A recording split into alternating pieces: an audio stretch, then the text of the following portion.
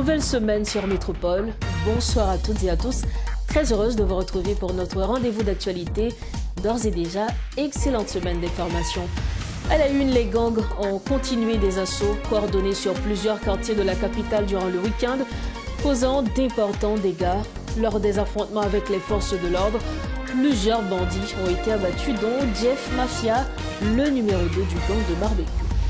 Le CPT est-il en difficulté?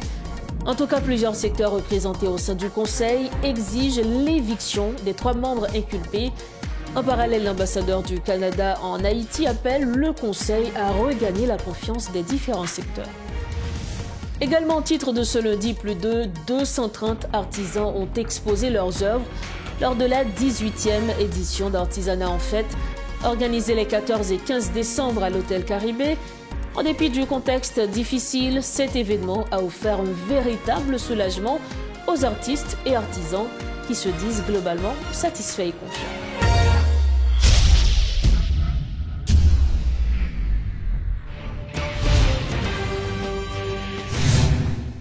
Bienvenue à tous au développement des titres de l'actualité. On démarre ce journal par la situation sécuritaire. La capitale haïtienne a été secouée ce week-end par une flambée de violence. Les membres du gang Vivre Ensemble terrorisaient plusieurs quartiers de Port-au-Prince et de Delma. Dimanche, lors d'échanges de tirs avec la police, Jeff Mafia a été tué. Il est le numéro 2 et bras droit du chef de gang Jimmy Cherizia alias Barbecue. Les quartiers de Lalu, Poste Marchand, Nazon, Canapé Vert et plusieurs zones de Delma, notamment Delma 31, 30, 32 et 19, ont été plongés dans la terreur. De nombreux habitants ont passé une nuit blanche au son des détonations d'armes automatiques. Les échanges de tirs intenses ont persisté jusque dans la matinée de dimanche, semant la panique et forçant les résidents à se terrer chez eux. Malgré les pertes subies, les membres de la coalition Vivre Ensemble ont redoublé d'agressivité. Dans un acte de représailles, ils ont incendié plusieurs maisons dans le quartier de Poste Marchand. Une église a également été réduite en cendres. Les incendies, les pillages et les tirs-nourris ont continué, touchant des véhicules et blessant des civils, y compris par balles perdues. L'hôpital Bernard-Meuse a également été pris pour cible.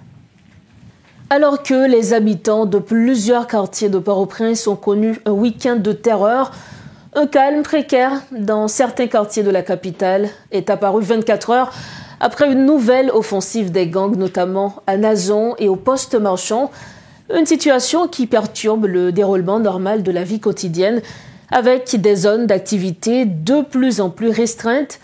En conséquence de ces nouvelles attaques, le nombre de déplacés dans les camps de fortune du centre-ville a augmenté, ce qui complique davantage la situation.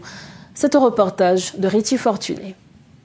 Au milieu du calme précaire qui règne dans certaines rues de Port-au-Prince, des centaines de personnes récupèrent quelques effets 24 heures après que les gangs ont une nouvelle fois semé la terreur. Poste Marchand est devenu le nouveau symbole de ces violences. Des personnes assassinées, de nombreuses maisons sont totalement détruites. Cette nouvelle offensive laisse les victimes sans voix.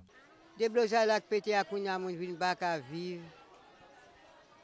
Ça nous garder 4 heures du matin, nous tous prend la rue pour nous. Nous dans la rue.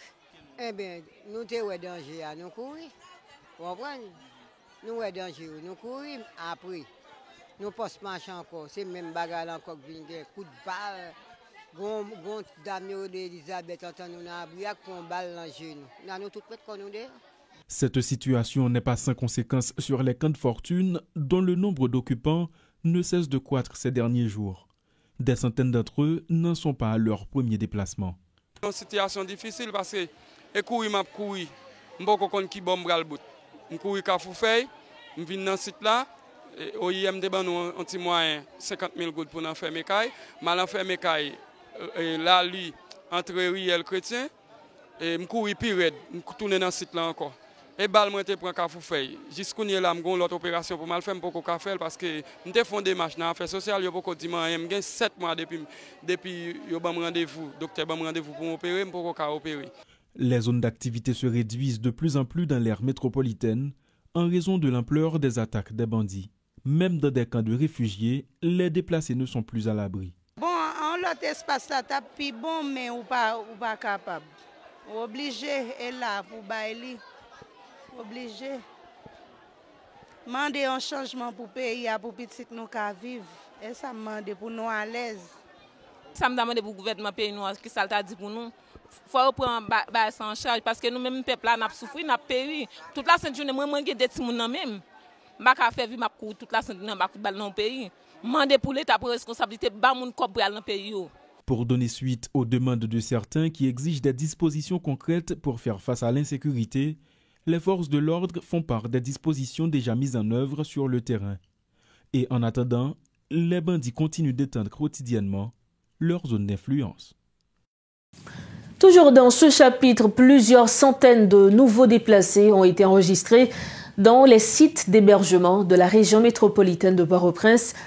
En novembre 2024, la direction de la protection civile avait déjà recensé plus de 44 000 déplacés. Ces déplacés vivent dans des conditions extrêmement précaires dans les 62 sites d'accueil. Les habitants de Fort National et de Poste-Marchand ayant fui leur quartier le week-end dernier ont trouvé refuge principalement dans des lycées et des sites situés sur la rue Capois. Alors que le nombre de déplacés ne cesse d'augmenter, l'État peine à trouver des solutions durables pour répondre à cette crise.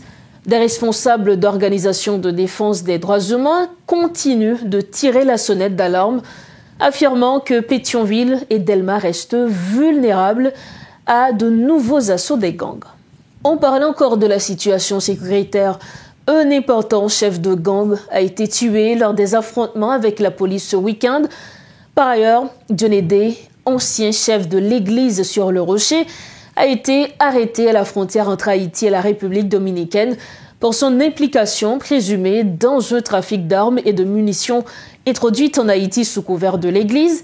Cette arrestation s'inscrit dans le cadre de l'enquête menée par la Direction centrale de la police judiciaire, ouverte en juillet 2022, après la découverte de plusieurs armes de gros calibre et une importante quantité de munitions dissimulées dans des conteneurs OAF de Port-au-Prince. Lors d'une conférence de presse tenue ce lundi, le porte-parole de la police nationale a également présenté un bilan des opérations menées par l'institution au cours du week-end écoulé. Samedi qui était 14 décembre 2024 là, la police rivée saisit 2 machines bandits vivants ensemble te qu'on utilisé pour faire mauvais actes, surtout pour porter matériel yo volé. Et machines ça yo confisqué à ensemble de matériel là-dedans dans commissariat Delma 33. Dans commune Delma, dimanche qui était 15 décembre 2024 là, vers 8h à souhait dans zone Delma 40B. Gagné citoyen Blaise Gassner qui était accompagné de une dame qui tombait en bas balle. D'après information que la police qui joindre, eh bien citoyen ça qui les Blaise Gassner c'était membre gang Kempes là qui fait partie coalition Vivre ensemble. Citoyen ça les Blaise Gassner. Nous connaissons que tu as gagné avis de recherche de CPJ, tu mis derrière et citoyen ça, qui c'est pasteur Dionedé, qui était responsable de l'église sous les rochers qui était trouvé dans Delma 31, pour implication présumée dans le dossier trafic d'armes et munitions, l'église épiscopale là. Eh bien, dans la date qui était jeudi 12 décembre 2024 là, autorité République dominicaine yo arrêté pasteur et puis to remettre li bail la police nationale d'Haïti précisément dans zone Belader. Pour le moment, pasteur a gagné pour lui transférer dans des CPJ pour lui capable venir répondre avec Zach yo reproché yo. Et n'abdil li clair que jodi a nous capable constater que la police nationale d'Haïti, c'est la police qui motivée par rapport avec intervention, avec opération qu'elle a fait partout dans l'aire métropolitaine Port-au-Prince là, sans compter dans Balatibonite, côté que la police à travail. Autre chapitre en politique, ce lundi, la CARICOM a réuni les principales parties prenantes de la transition en Haïti dans le cadre d'une rencontre stratégique visant à évaluer les progrès du processus en cours. Cette réunion s'inscrit dans un contexte de crise politique persistante, marqué par des divisions internes, une gouvernance fragilisée et une détérioration de la situation socio-économique. L'objectif est double, dresser un bilan des efforts entrepris jusqu'ici et identifier des solutions viables pour une sortie de crise durable. Les discussions devraient aborder des sujets tels que la mise en place d'un consensus politique élargi, la sécurité nationale, la préparation des élections et les mécanismes de renforcement des institutions. Le Bureau intégré des Nations Unies en Haïti appelle les acteurs politiques à tout mettre en œuvre en vue de rétablir la sécurité dans le pays et organiser les élections. Dans un communiqué publié ce lundi 16 décembre, préoccupé par la crise en Haïti, le BINU réitère son appel à tous les acteurs politiques à redoubler d'efforts pour tenir leur engagement afin d'avancer vers le rétablissement de la paix sociale et l'organisation d'élections. Il dit encourager les parties prenantes à jouer pleinement leur rôle pour garantir la réussite de la transition conformément aux aspirations, besoins et intérêts légitimes du peuple haïtien. Le Bureau intégré des Nations Unies en Haïti affirme renouveler sa détermination à soutenir tout effort visant à instaurer la confiance du peuple haïtien dans ses autorités, en toute liberté et en toute indépendance. Toujours dans le chapitre des réactions, l'ambassadeur du Canada en Haïti, André-François Giroux, exhorte le Conseil présidentiel de transition à regagner la confiance des secteurs politiques qu'il représente. Il constate que ces secteurs ne se sentent plus représentés par le CPT et souligne que l'instabilité politique n'aide en rien la situation actuelle d'Haïti. M. Giroux appelle le CPT à rétablir cette confiance pour mieux répondre aux multiples défis auxquels font face les Haïtiens. Il était au micro de notre collaborateur, Gerbicha.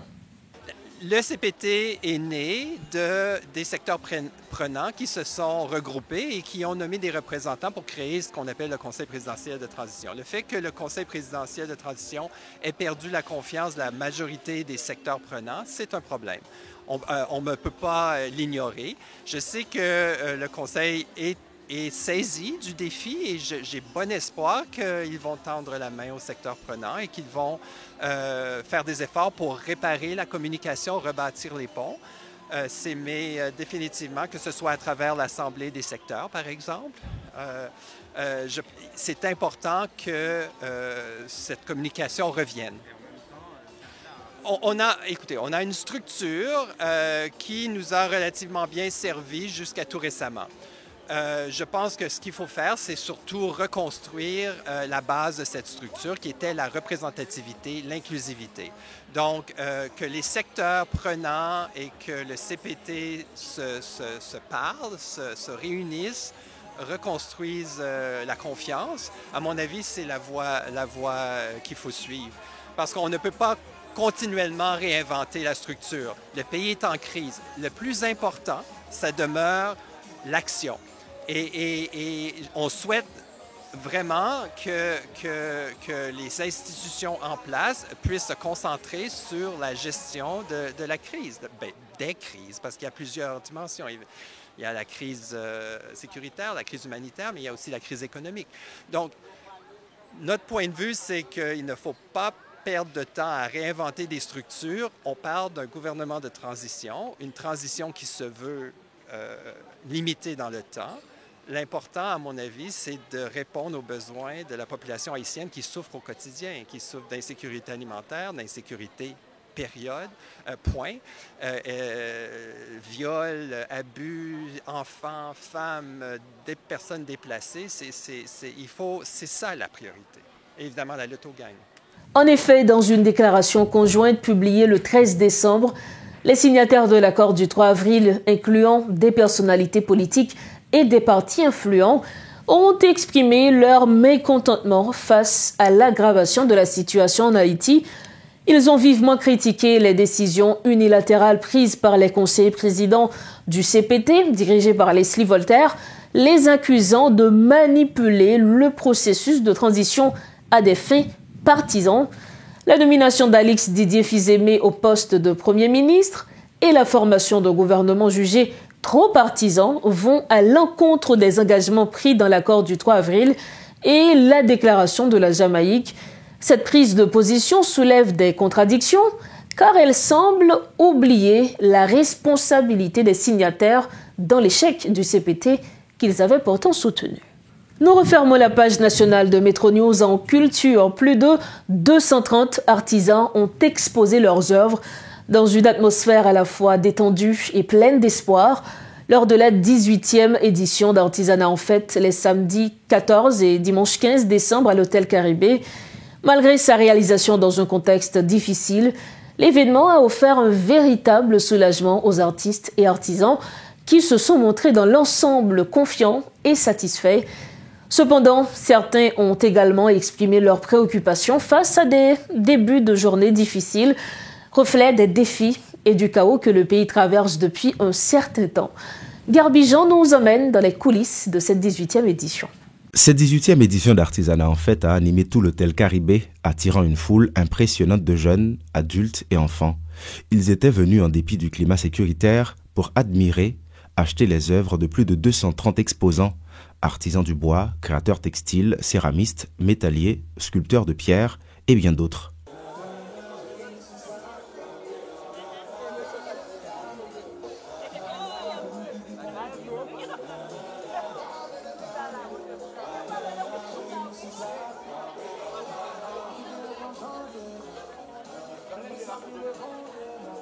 Martial, peintre habitué de l'événement, a présenté plus de 80 tableaux. Malgré un début difficile, sa réputation lui garantit des ventes, assure-t-il, vantant la gaieté de son art. Bon, effectivement, mais ça gagne dans le domaine peinture, parce qu'au niveau arrivé, c'est presque c'est nous en cap de tête li. J'ont préparé tout. Même sous dans des situations Haïti pas bon, mais cependant moi-même toujours vendre tableau. Il y a à l'intérieur monde qui remet tableau à l'étranger, toujours vendre sur internet et puis mal dans DHL me poster tableau me voyer ba yo. Non, je peux vendre même des gens qui sont réservés. Et je vends quand même, parce que je peux jamais venir là pendant 16 années, je participé de première année jusqu'à nos jours pour me vendre. D'autres exposants, comme Salomon James, n'ont pas cette chance. Après plus de 25 ans de carrière, cet artisan du village de Noailles, un centre majeur de fer découpé pillé par les gangs, est victime de l'insécurité. Devant l'absence d'acheteurs, il ne cesse de se plaindre.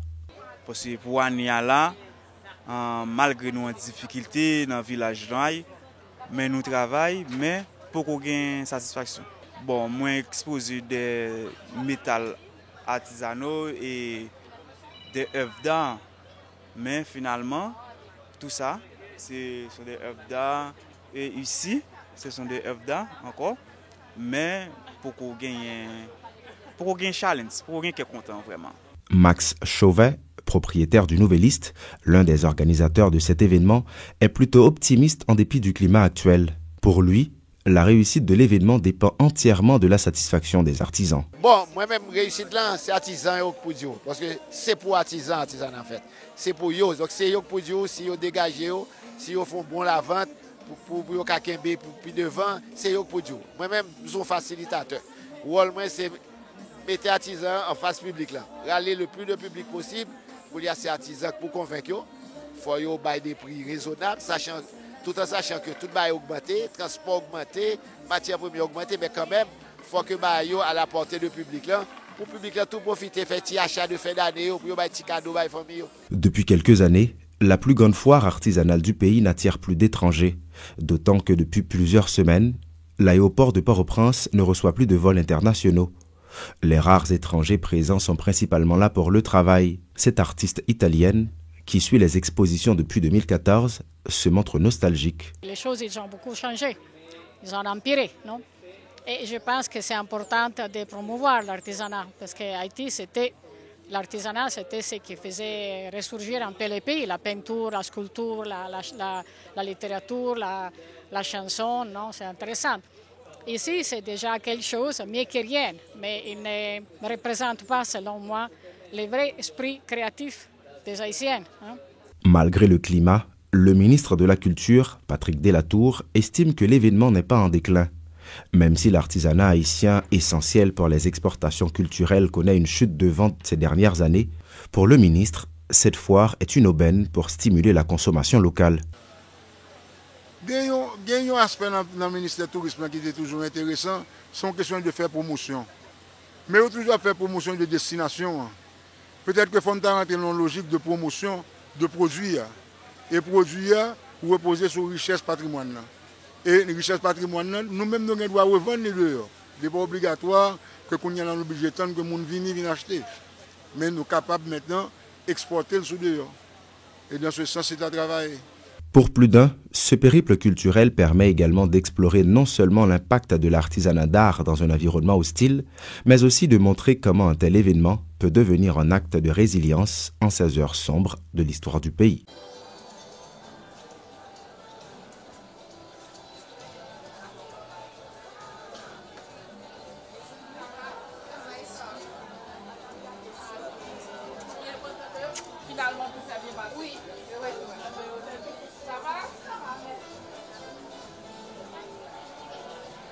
Ce journal touche à sa fin. Avant de partir, voici l'essentiel de l'information développée ce lundi.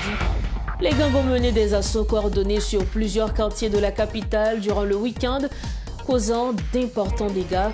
Lors des affrontements avec les forces de l'ordre, plusieurs bandits ont été abattus, dont Jeff Mafia, le numéro 2 du gang de barbecue. Le CPT est-il en difficulté ? En tout cas, plusieurs secteurs représentés au sein du Conseil exigent l'éviction des 3 membres inculpés. En parallèle, l'ambassadeur du Canada en Haïti appelle le Conseil à regagner la confiance des différents secteurs. Et puis en culture, plus de 230 artisans ont exposé leurs œuvres lors de la 18e édition d'Artisanat en Fête, organisée les 14 et 15 décembre à l'Hôtel Caribé. En dépit du contexte difficile, cet événement a offert un véritable soulagement aux artistes et artisans qui se disent globalement satisfaits et confiants. C'est ainsi que nous refermons notre première édition de Métro News pour la semaine. Merci infiniment de votre attention et de votre confiance. Merci également à toute l'équipe qui a rendu possible cette édition. On se retrouve demain. Entre-temps, restez branchés Métropole. Bonsoir.